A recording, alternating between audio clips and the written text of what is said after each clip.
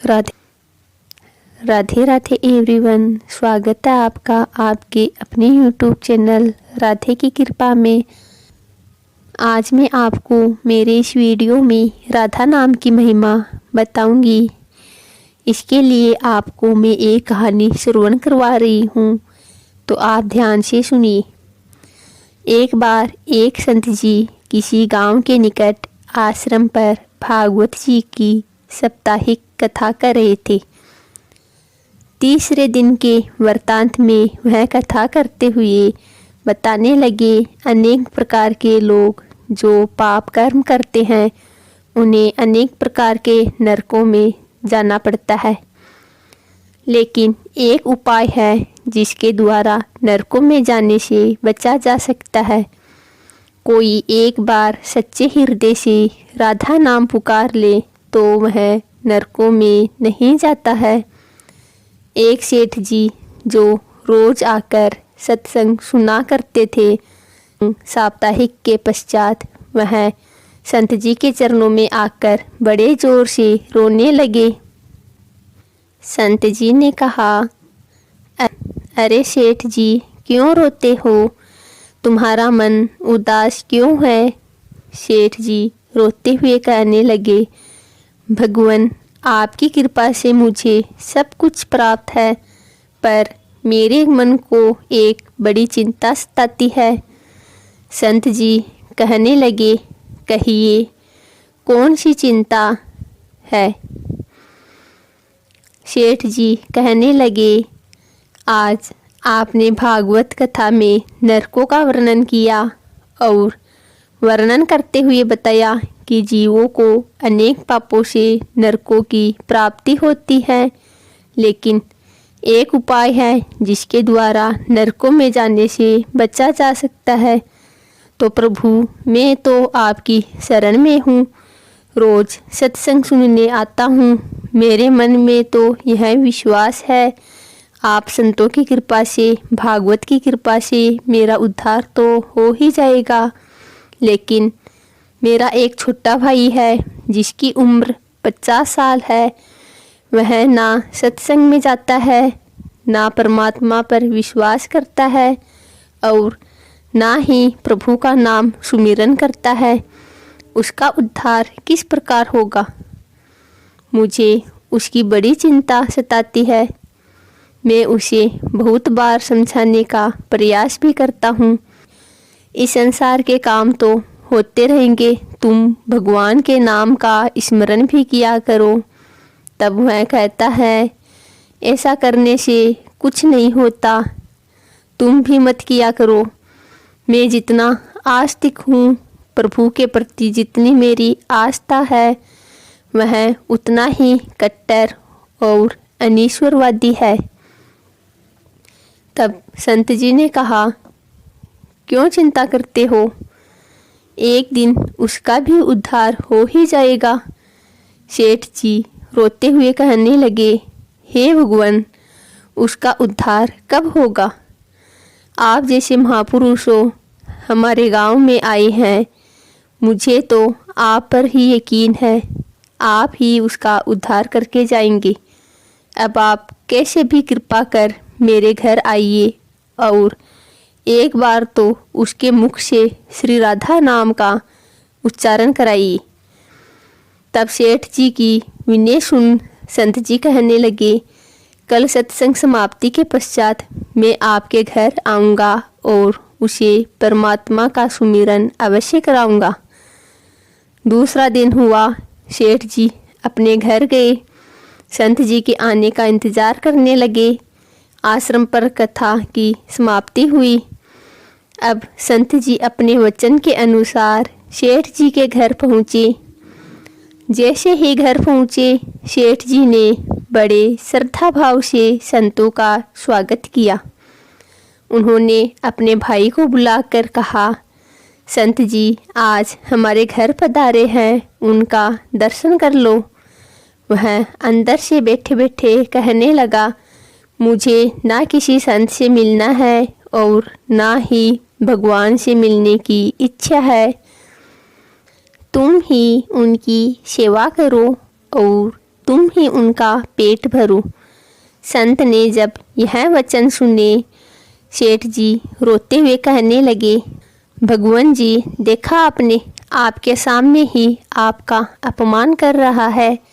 संत जी कहने लगे, सेठ जी ख्याल ना कीजिए, सब कुछ अच्छा होगा। अब सेठ को दिलासा देते हुए संत जी पलंग से उतरे और उसके भाई के कक्ष में आ गए और उसके कंधों पर हाथ रखकर कहने लगे, और बताओ आज तक कितना कमाया। वह संत को इस प्रकार अपने नज़दीक देखकर कहने लगा, अपना हाथ मेरे कंधों से हटाओ। मैं ना संतों को मानता हूँ, ना भगवान को मानता हूँ। लोग जितने आस्तिक होते हैं, मैं उतना ही कट्टर नास्तिक हूँ। मैं भगवान को नहीं मानने वाला हूँ। आप मेरे नज़दीक क्यों आए हैं। संत जी कहने लगे, मैं तो अपना काम करने आया हूँ। संतों का काम होता है लोगों का उद्धार करना। आज तुम्हारे उद्धार का कार्य मिला है तो अवश्य करके ही जाऊंगा। वह सेठ का भाई भी बड़ा कट्टर था। वह कहने लगा, आपको किसी का भी उद्धार करना है कर लीजिए, पर मेरा उद्धार आप नहीं कर सकते। मैं कुछ भी नहीं करने वाला हूँ। सेठ के भाई को देखकर संत जी मुस्कुराकर कहने लगे, एक बार राधे राधे बोल दो। वह सेठ जी का भाई कहने लगा, मैं कुछ नहीं बोलूँगा। संत जी ने फिर कहा, राधे राधे बोल दो। वह कहने लगा, नहीं कहूँगा। फिर संत जी ने कहा, राधे राधे बोलो। वह कहने लगा, मैंने कहा ना, मैं नहीं बोलूँगा। तब संत जी पुनः सेठ जी के पास आए और कहने लगे, अब आपने मेरी ऊपर यह जिम्मा सौंपा है। अब मैं जैसा करूँगा आप बीच में नहीं आना। आप सारे परिवार वाले बाहर जाकर बैठ जाओ। जब तक मैं आपको बुलाऊं नहीं, एक भी परिवार वाला इस कक्ष में ना आए। अब इस प्रकार सेठ जी अपने परिवार सहित बाहर आकर बैठ गए। अब कक्ष में सिर्फ संत जी और सेठ जी का भाई था। संत जी ने पुनः प्रेम से कहा, अरे भैया, एक बार राधे राधे बोल दो। वह कहने लगा, मैंने आपसे मना किया ना, मैं नहीं कहता हूँ। ना भगवान को मानता हूँ, ना भगवान की बातें मानता हूँ। मैं कट्टर नास्तिक हूँ। संत जी पुनः उसे प्रेम से हंसते हुए कहने लगे, जितने तुम कट्टर नास्तिक हो, मैं उतना ही आस्तिक हूँ।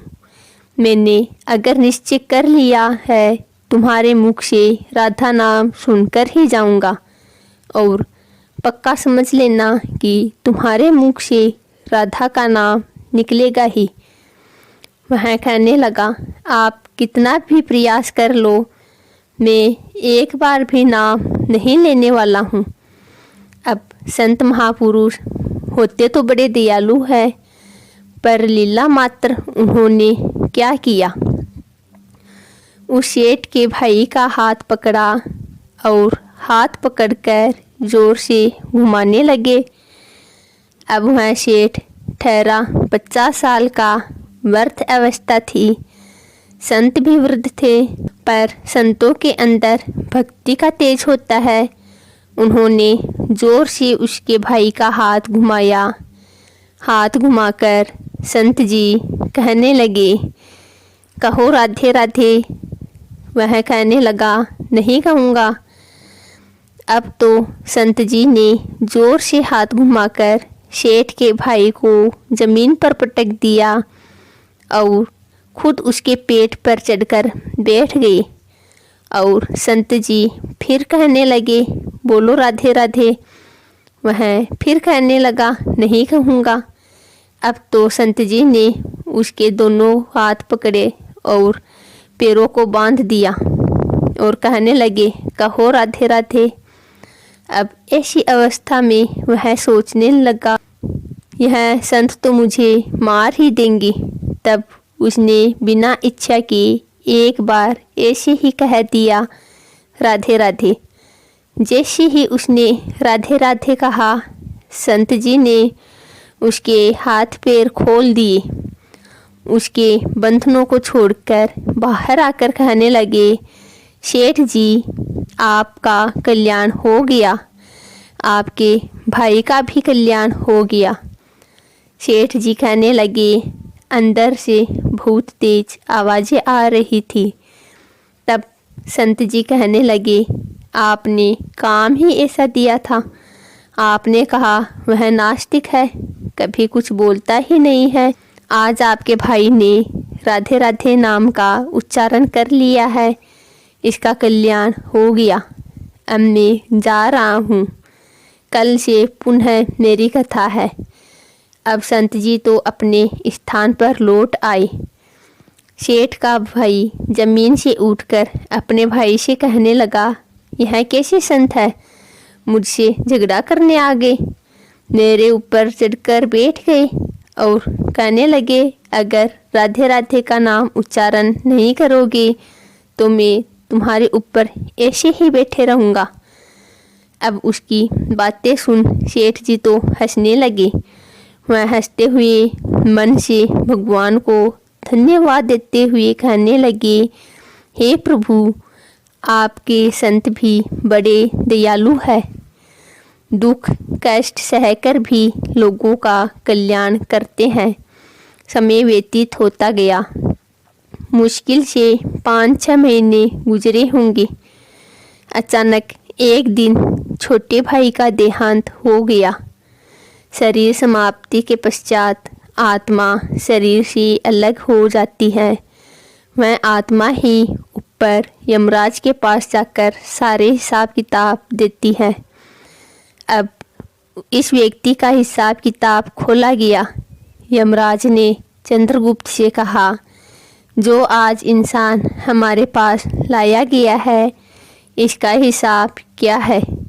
चंद्रगुप्त कर्मों का हिसाब देखकर बताने लगा, हे भगवान, इसने अपने जीवन में कभी परमात्मा का नाम सुमिरन नहीं किया है, सदा पाप ही पाप किए हैं, इसे तो सीधे नरक भेज दिया जाए।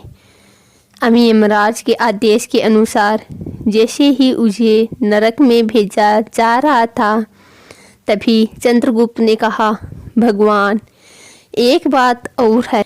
यमराज जी ने कहा, कौन सी बात है? चंद्रगुप्त ने कहा, भगवान, एक बार संतों के कहने पर इसने राधा नाम का उच्चारण किया था। अब एक बार राधा नाम का उच्चारण। यमराज ने दूतों से कहा, थोड़ी देर रुक जाइए, इसका हिसाब किया जाएगा, इसके बाद ही इसे नरक भेजा जाएगा। यमराज ने पुनः चंद्रगुप्त से कहा, जल्दी से इसका हिसाब देखो और कहीं इसने परमात्मा का नाम उच्चारण तो नहीं किया है। चंद्रगुप्त ने फिर से पुनः सारा हिसाब देखा और देखकर कहने लगे, भगवान, इसने एक बार जो नाम उच्चारण किया है वह संतों के भेष से किया था, दिल से भी नहीं किया था, पर एक बार राधा नाम का उच्चारण किया है। जीवन पाप में अब क्या किया जाए? तब यमराज ने उसी समय इंसान से पूछा, एक बात बताओ, हम तुम्हें पहले राधा नाम उच्चारण का फल दे या तुम्हें नरकों में भेज दिया जाए? तब वह भक्त हाथ जोड़कर कहने लगा, भगवान, नरक में तो जाना ही है, इससे अच्छा है आप मुझे एक बार राधा नाम उच्चारण का फल दे, फिर मुझे जहाँ चाहो भेज देना। अभी यमराज जी अपनी पुस्तक खोलकर देखने लगे कि एक बार राधा नाम उच्चारण का फल क्या है। उन्होंने सारी पुस्तकें खोल दी पर उन्हें कहीं फल दिखाई नहीं दिया। तब वह विचार करने लगी, एक बार राधा नाम उच्चारण का फल तो मुझे पता ही नहीं है। तब वह अपनी शंका के निवारण के लिए उस भक्त को अपने साथ लेकर स्वर्गलोक में आ गए। स्वर्ग में आकर यमराज ने इंद्रदेव से कहा, हे इंद्रदेव, आप मुझे एक बार राधा नाम का उच्चारण करने से क्या फल मिलता है, यह बताइए। तब इंद्रदेव ने बहुत प्रयास किया पर उन्हें भी इसका फल पता नहीं चला। तब वह सब देवता मिलकर ब्रह्मदेव के पास आए। ब्रह्मदेव ने जब उन सबको देखा तब ब्रह्मदेव उनसे पूछने लगे, यह आपके साथ इंसान कौन है। तब इंद्रदेव कहने लगे, भगवान, इसने एक बार राधा नाम का उच्चारण किया है, बाकी सारा जीवन इसने पाप किया है। हमें तो पता नहीं राधा नाम उच्चारण का फल क्या है, इसलिए हम आपके पास आए हैं। तब ब्रह्मा जी ने भी बड़ा प्रयास किया, राधा नाम उच्चारण का फल क्या है, तब उन्हें भी पता नहीं चला।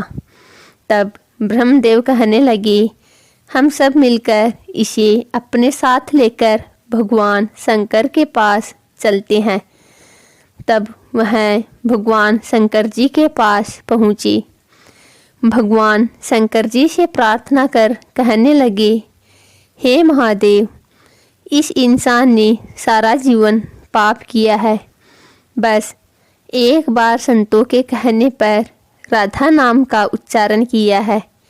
अब आप बताइए, एक बार राधा नाम उच्चारण का क्या फल मिलता है। तब महादेव जी ने बड़ा प्रयास किया पर वह भी राधा नाम की महिमा को बता नहीं सके। तब शंकर जी कहने लगे, अब हमें भगवान श्री कृष्ण के पास चलना पड़ेगा, क्योंकि वही राधा तत्व को जानते हैं। ऐसा सोचकर सब देवी देवता भगवान शंकर के साथ मिलकर उस इंसान की आत्मा को लेकर भगवान श्री कृष्ण के गोलोक धाम में पहुँचे। गोलोक धाम में भगवान श्री कृष्ण राधा जी के साथ अपने आसन पर विराजमान थे। भगवान श्री कृष्ण ने सब देवी देवताओं का सम्मान किया और उनसे पूछा, आज अचानक से आने का क्या कारण है। तब भगवान शंकर हाथ जोड़कर कहने लगे, हे भगवान, यह इंसान इसे धरती से लाया गया है। इसने अपने जीवन में अनेक पाप किए हैं, पर एक बार राधा नाम का उच्चारण किया था। यमराज जी पता न कर सके कि एक बार राधा नाम का उच्चारण का फल क्या है। तब वह इसकी जानकारी लेने के लिए इसके साथ इंद्र जी के पास स्वर्ग में आए थे। फिर स्वर्ग से होते हुए ब्रह्मलोक आए। फिर ब्रह्मलोक से होते हुए यह मेरे पास पहुँचे। अब मैं इन सबको अपने साथ लेकर आपके पास आया हूँ। अब आप बताइए, एक बार राधा नाम उच्चारण का क्या फल हो सकता है। जब इस प्रकार की बातें चल रही थी तब श्री कृष्ण के पास बैठी राधा रानी बड़े जोर से हंसने लगी। तब श्री कृष्ण ने कहा, हे राधिका, क्यों हंसती हो। तब राधा रानी कहने लगी, हे भगवान, यह अभी तक राधा नाम का महत्व समझ नहीं सके हैं। तब भगवान शंकर जी कहने लगे, हे महारानी, राधिका के नाम का क्या असर है, आप हमें बताइए ना। तब राधा रानी कहने लगे, हे महादेव, आप खुद सोचिए, इस व्यक्ति ने एक बार राधा नाम का उच्चारण किया वह एक बार राधिका के नाम जपने से स्वर्गलोक की सैर करके आया। ब्रह्मदेव का ब्रह्मलोक में दर्शन करके आया। आपके महादेव लोक में आपका इसने दर्शन किया। आज एक बार उच्चारण के प्रभाव से यह आप सबको साथ लेकर हमारे गोलोक धाम में आ गया है। मेरे दर्शन और श्री कृष्ण का पूजन कर रहा है। इससे अधिक राधा नाम का और फल क्या हो सकता है। जब राधा रानी ने इस प्रकार एक बार राधा नाम का पूरा महत्व बताया तो यमराज जी कहने लगे, यह तो बड़ा अनंत फल है। जो व्यक्ति नरकों में जाने वाला था वह एक बार उच्चारण से सब लोगों की यात्रा कर भगवान श्री कृष्ण और राधा रानी के चरणों में उपस्थित हो गया है। इससे अधिक फल और क्या हो सकता है। तभी फिर से यमराज कहने लगे, भगवान क्या अब इसे नरकों में जाने की आवश्यकता नहीं है। तब श्री कृष्ण जी कहने लगे, हे धर्मराज, जिसने एक बार राधा रानी के चरणों का दर्शन कर लिया हो वह तो कभी नरक में जा ही नहीं सकता। तब वह भक्त जो वहाँ पर राधा रानी के चरण दर्शन कर रहा था वह कहने लगा, हे महारानी, मैंने तो संतों के भेष में आकर आपका राधा नाम उच्चारण किया था, पर जो सच्चे हृदय से आपके नाम का उच्चारण करते हैं उन्हें तो जीवन में कोई भय होगा ही नहीं। वह तो नरकों की यात्रा में कभी निकलेंगे ही नहीं। वह तो सीधा आपके चरणों में ही समा जाएंगे। तो इतना महत्व है एक बार राधा रानी की नाम का उच्चारण करने का। तो सच्चे हृदय से जो एक बार इस प्रकार कह दे, राधे राधे श्याम मिला दे, तो राधा नाम का उच्चारण करते ही परमात्मा का साक्षात दर्शन हो जाता है। आप सभी भक्तों को राधे राधे।